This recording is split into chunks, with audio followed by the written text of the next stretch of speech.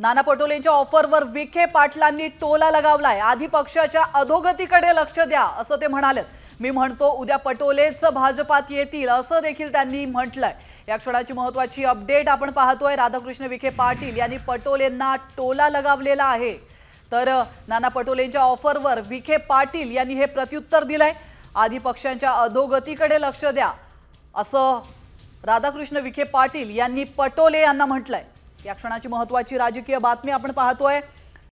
Comscore नुसार आता isakal.com आहे देशातील नंबर 1 ची मराठी न्यूज वेबसाईट। प्रत्येक अपडेटसाठी isakal.com ला नक्की भेट द्या। काँग्रेस नेते नाना पटोलेंच्या ऑफरवर राधाकृष्ण विखे पाटलांनी हा टोला लगावलाय। आधी पक्षाच्या अधोगतीकडे लक्ष द्या, मला वाटते उद्या नाना पटोलेच भाजपात येतील असा उपहासात्मक टोला विखेंनी लगावलाय। नाना माझे मित्र आहेत, त्यांनी आपल्या पक्षाची अधोगती झालेली आहे, त्याच्यासाठी त्या पक्ष पार्टीसाठी आज लक्ष देण्याची गरज आहे। अन्यत्र शेवटी असं आश्चर्य वाटतं कारण उद्या मी असं म्हटलं नानाच भाजपमध्ये येणार असेल तर काही त्याला मी असं वक्तव्य करणार नाही।